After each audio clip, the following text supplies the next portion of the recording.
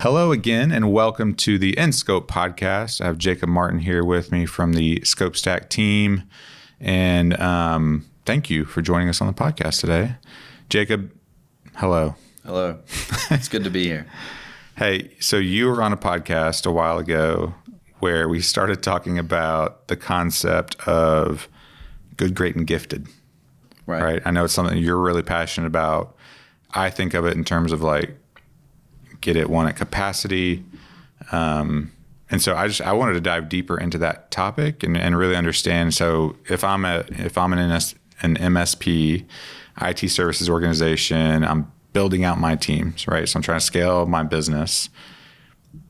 Why is it important for me to have the right people in the right seat? And like, how do you go about doing that? So give us a little bit of an intro into the idea of good, great, and gifted and where that comes into play. Sure. So a long time ago, I had a friend that gave me that advice, that he's mentioned that he was kind of a mentor, and he said, people are good at things, then they're great at things, and then that God's gifted them with something, right? Like me, my good looks. Like you gifted. And your good looks. It's yes. Completely gifted. I'm sure that's what Allison would say. So yeah, so too. So after that was said, it kind of changed a lot for me, because at that time I was in a supervisory role. I wasn't even in the MSP space at the time. So it just kind of changed the way that I looked at the team that I was leading, and found that there are people on our team that could really be more effective if given the opportunity to do something that they really love. Like, how did you even see that though? Like, were you you're like just evaluating them and you're like, hey, they look angry? Fortunately, at this point, I had worked there with these same people for a very long time. Okay. So I knew them. Yeah. Now when I transitioned into the next role, which was with an MSP, and I wasn't a leader. And once I got to be a leader in that role, yes, you had to say, this guy looks miserable. We literally had a guy that was he was miserable. He was doing support, and he was absolutely dreaded coming to work every day. And he did great in front of customers, but he hated it, and I could just tell he hated it. Interesting. And so you speak to him, and he's, I really want to do more on this the security side of things. I don't really want to install printers and network devices. And I'm like, okay, well, let's look at that. Let's see what that looks like. So, yeah. And at that particular MSP, we had a team called the centralized services team. And so they handled kind of everything that's centralized amongst all the customers, as far as like our tools deployment, patching, security updates, things of that nature. So, yeah. So, when a position opened, I said, hey, I think this guy would be a great candidate for that. So you didn't go and create a position for him. You're kind of waiting until the business required something. For him in particular, yes. Oh, okay. So once I moved into the COO role, there was more opportunity for me to actually create positions. Right. Okay. And we did. We created a customer success position for someone, just because he killed it. Like every time we put him on a task that, we said, hey, we need you to onboard this customer. He did such a great job, and the way that he communicated with the customer, the way that he set obtainable goals and outlined them, and project timelines, the way that he managed those things and was able to engage with that customer and make sure that they were always happy. Yeah. We literally created the position around him. Right. And we saw huge success out of that, just from one person. But we did that. I've done that as a team lead. I did that as a COO role. Did that as a CIO role. There was plenty of times when we just saw so much potential in someone that we just had to find a way to put them there. Yeah. And we've moved people quite a few times at my previous position because of that reason. And what you start to learn is that if this person can work on 6 or 7 support requests at a time and do it effectively, that's way better than wasting a body over there. Just let that guy go. Just do your thing, because if you love it, you're going to do it better. Yeah. You have a passion for it. You have a passion for it. Yeah. Right. So, we put a few people in a few key places, and it really allowed us to do more with less. I know everybody hates to hear that when they're in our industry. Yeah. Do more with less, but we didn't have to even say it. We just did it, and it just worked. Yeah. Because people were happier, and we scaled our business tremendously because of that. In my opinion, that's the main reason that we scaled. When you, as a leader, identify someone that you think has a passion for something, like they're they are saying they're gifted at it or that they want to do it. And did you ever have any sort of like training wheels type program, or did you just throw them in the deep end? And you're like, hey, you said you're gifted at it, go crush it. Sometimes people say that they're gifted at something and they're really great at something. Yeah. So that there is some discernment there. We had a few people that were, for example, I'll use myself as an example, right? I feel like that I was good at doing support. I could go fix things. I was pretty good at that. Yeah. I feel like I was pretty great at being a leader. I've been a leader in leadership roles my entire career. But I feel like I'm gifted at building relationships. So that's why I wanted to move more into a sales and marketing, business development type role. Right. And I feel like that's where that I'm the best. When I can help people all day by giving them solutions that take their pain away. Yeah. That's what I want to do. I want to serve people. Yeah. And as long as I can do that, I feel like I'm in my gift, and that's where I can make the most impact. But there is some training wheels that has to go into that. You don't just jump into, say, we'll use the customer success guy, right? We couldn't just throw him into that. Yeah. So we made him kind of a network and systems administrator, which is where he had moved into. We kind of moved him into that because we knew he had that project mindset. Yeah. And he was great. He was good at being a support person. He was great at being a network and systems administrator, but he's really gifted the way that he can explain to the customer what that project is and why it's going into place and how the steps to do it, right? So the training wheels is move them to where they're from good to great. And then after they're comfortable, then you move them to where they're gifted. So that's great feedback. Yeah. It's difficult to do that because it involves backfilling positions. But if you get the right people in the right places, sometimes those positions don't even need to be backfilled. Proactive leads to less reactive, right? Yeah. So if you can be more proactive, then you don't need as many reactive people to clean up. So I think when we were evaluating something similar, right? So like again, we've mentioned in another podcast a long time ago, the idea of EOS and part of the tool set in there is the idea of an accountability chart. So not an org chart necessarily, but just, okay, who's accountable, responsible for what? Right. Not that person's doing all that work, because you might have other people, rolling into them and kind of accountable for additional areas of the business. But in that, right, so you kind of lay out as a business, okay, here are all the areas of the business, here are all the things that we think need to be done, and so on and so forth. And you say, all right, you evaluate each person, because the end goal is what you just said. It's trying to get the right people in the right seat on the bus. And so the way we've gone about it is, do you think about a person in a particular role? Do they get it? Do they want it? And do they have the capacity to do it? Right. So it's a little bit of a different flavor than I'll call your 3Gs than your 3Gs, but it's the same kind of concept around. It is evaluating that person. And again, some of it's subjective, and you just kind of have to make that read as a leader. But, the end goal is doing exactly what you're talking about. You want to have people on your team that enjoy what they're doing, that provide a good result for your business and your customers. And that's the end goal. Right. And so having some framework around how to do that is, I think, really helpful. Well, employee satisfaction comes into there a lot. If you, no one wants to be accountable for something that they don't feel like they're good at. Mm-hmm. So, by moving people where they're gifted, it makes them happy. Yeah. So they don't mind being held accountable. I certainly want to be held accountable at ScopeStack for development when I have no idea how to do that, or no desire to do that. Yeah. So, if you move someone in somewhere where they're not comfortable, they're not going to do, number one, they're not going to be effective to the business. But even worse than that, they're going to be miserable. Yeah. And if your employees aren't happy, then, that's the wrong culture. One bad person in a culture can completely just infect the rest of it. I know. It's wild, isn't it? I've seen it go through a company like cancer. I mean, it hits one person, and the next person, just sees how negative this person is all the time, and then they get negative for no reason. Yeah. They're happy with their job before this person started complaining, and then the next thing you know, you got 4 or 5 people on your team that is bringing the whole morale down in the company. Yeah. Because they were put in the wrong position. Yeah.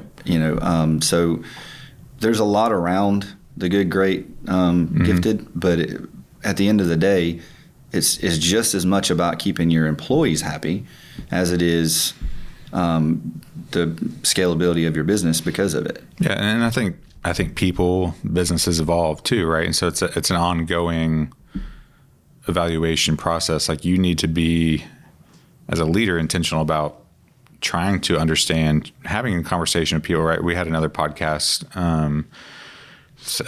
Greg Weiner from E+, and he was like, hey, I was like, how do you, so he has a, large global team. And I was like, how do you know what's going on in these people's lives? And he's like, it's real simple. Like, I call them. I call Right. them. I have a conversation. I don't talk just business all the time. Like, you need to understand the people so that when you're like, oh, he's pissed off. Like, why is he pissed off and angry all of a sudden? Like, that's not his norm. Right. Like, you wouldn't know that if you're a detached leader or anything like that. And again, this isn't rocket science, right? But it's having a framework and a thought process around just trying to read people, understand people for the benefit of them and the business, right? It's not the business first necessarily. It's not rocket science, but I'm not saying it's easy. But it does get lost in translation. Yeah. So a lot of business owners, business leaders, they get so busy that they completely overlook something going on. Mm-hmm. And when that person's angry, when that person's upset, most of the time it's because they have something in their personal life happening that they don't need to bring to work, and they know that. They're like, I need to leave this at home. Mm-hmm. But it helps when someone's invested in you. Sure. So, if your teammates rally around you, maybe it's, someone's sick in the hospital. Here's an idea. Take those guys a meal, let's call them. Let's see how we can help. Maybe it's worse. Maybe like you need to make a GoFundMe or something for somebody. Those kind of things go a really long way. And I'll be honest, I've had a boss that did something like, I had a family member pass away.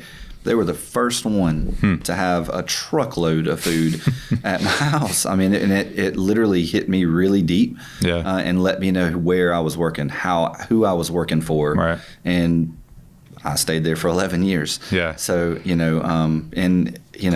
think the world of them, I still consider them family. Yeah. And so that kind of thing changes the mindset of your employees. Now, that doesn't mean as a company scales and they have hundreds of people, maybe not the owner knows that, but their direct department head needs to know what's going on in their lives. Yeah. And yes, you need to leave your baggage at home. I get that.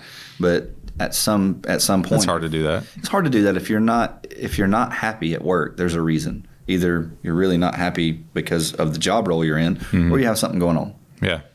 So. And I think this, we started this conversation around, making sure you have the right people on your team and they're doing the right thing. But it really, kind of to your point, it lends itself to culture, right? And the culture of the organization that you're building, it's something, again, that we've talked about in the past. We've had Jesse White from Catalyst on here in the past, where he talked about how important culture is, and not even just in the pre-sales team, but, across the entire organization. And that was, it's a big deal, right? And I think it's easy to overlook it. It's like that, touchy-feely type stuff that as people, we just don't like doing all the time. But there's a ton of value in it for sure. When there's gifted people in the positions they need to be in, it breeds good culture, and good culture breeds excellence. Yeah. So if you're not willing to, and sometimes it's a risk, and sometimes you get it wrong. I've gotten it wrong plenty of times. I put people in this place and said, "Hey, I think you'd be great at this. Let's put you there," and then it did not go well. And that's okay. You have to take risks. You have to be action oriented. Yeah. So take that step. And if it blows up in your face, then chalk it up as a learning experience and move on to the next one. But if you don't have a good, great, gifted mindset, sometimes you're missing out on a really, really important piece of your business that was right in front of you. Yeah. Yeah. I mean, that's one of my fears as a leader. I know you had probably something similar, is just, am I missing out on like these team members, and like, do I just not know a skill they have? Like, just because I haven't been intentional about asking them or saying, where do you feel like you're gifted? And again, I think you had mentioned this, like there is some subjectivity to it, right? But as a leader, like someone might say, hey, I'm gifted at this. And you'd be like, no, you're not. You would like to be gifted. You would like to be gifted at it, right? You're good at that. Like I would like to have abs, but no, it doesn't just happen because you say that. I was not gifted with abs. You will soon, Jake, I'm sure. So I think, what I was saying earlier too is, the business is constantly evolving. You have to constantly be thinking about this, right? As you're building your team, making sure that people are happy, making sure that they're, where they want to be and or on the step towards where you think they should be, sort of thing too. So what's some like tactical stuff that you've done in this realm, like as you've built organizations? Does it start when you're interviewing? Does it start, like, how often are you kind of evaluating this? I mean, most companies have evaluations, either they're quarterly, annually, whatever the case may be. I think that has something to do with it. Yeah. That's a good place to start, at least, is to find in the evaluation, say something along the lines of how happy are you in your current position? Where would you see yourself if if we gave you a learning path? Where would you like to be? Yeah. In the MSP space, it's actually easier because you can say, okay, you want to be this position. Here's some certifications we'd like you to get before we move you into that position, and then they show the initiative or they don't. Right. That's on them, and that also tells you who if that person's gifted in a way of showing initiative and taking the steps, and being ambitious. Right. Some people may want to do something and say they're gifted at something, but to do that job, you have to be ambitious. Well, if they're not going after it, then they're probably not gifted in that area. They think they would be, but maybe they're just great in that area. Right. So I think evaluations is a really good place to start. I think that it would be a great idea if when hiring, and I wish I would have done more of this in my previous role when I were doing the hiring, would be to do some testing, if it's a whatever DISC or Enneagram, whatever those are, whatever flavor you want to choose. They're all very similar, but that's a good place just to get an idea. But I think asking the right questions, you know what I mean, to make sure that their core values line up, that they're where they want to be. I think it's very important when you're interviewing someone that you don't tell them a job is something that it isn't. Yeah. So in my previous position, the support teams do a lot of network and systems administrator type stuff, but it's more on the reactive side of it. So like the support team may not be going out and building out a server farm or something. They're not going to be the ones doing that. But if there's a problem, they're going to be working on it. So it's very important to tell them this isn't a help desk position. This isn't we're going to reset your password all day position. You're going to be in server infrastructure. You're going to be in network infrastructure. Yeah. You're just not going to be building it. So it's very important to explain that to them, because you got two ends of that spectrum. One, they did not have the skill set to do that. Yeah. Or two, they had the skill set and didn't want to do the reactive day-to-day, I'm going to reset passwords. Right. So you hire someone that thinks they're going to be a higher skill set, and then they're resetting passwords all day, they're going to leave. Right. And you're never going to be able to find out where they're good, great, or gifted. So I think during the interview process, questions matter, being honest with people and telling them exactly what they're getting into. Some clarity around the role, right? Yeah, I mean, it seems like common sense, but people miss it every day. Yeah. I missed it lots of times. So I know that there's plenty of people that miss that. being very detail oriented in your interview process and in your review process is probably the best two ways to find out where someone wants to be. Mm-hmm. But the evaluation, that's on the leader. Right. Well, look, I appreciate like kind of your insight on this, but I think before you and I started talking about this role, like I hadn't heard of good, great, or gifted. And so I was thinking about it a different way. I think they're very similar in like the desired outcome from it. But I wanted to go deeper on that one because I know it's something you're passionate about and something that can help a lot of MSPs, hopefully, that are, listening to this. So right. If anyone's interested in kind of picking your brain on that, specifically like just in the MSP space, IT services space, having been there and built an MSP, what's the best way for them to reach out to you? Probably LinkedIn is a good one. I'm on there pretty frequently, and they can also reach me through ScopeStack. Yeah. It's just Jacob at ScopeStack.io. Happy to talk to anyone, help any way I can. It's my favorite thing to do. Yeah. So reach out. Cool, man. Well, I appreciate it. Well, again, if you're interested in subscribing to this podcast, you can go to scopestack.io/podcast. We're on all your favorite channels, including YouTube, where you can see a video of this podcast, which is even more groundbreaking. Yeah, and again, if you're interested in learning more about ScopeStack itself, so we have a web-based platform for automating your statement of work, IT services, scoping, pricing process that embeds right into your existing sales and post-sales process as well through integrations. Feel free to go check it out. You can go sign up for a free account at scopestack.io/free. Again, that's a free forever sandbox, allow you to kick the tires on it from there. So again, thank you for joining us on the show today, and we'll see you around.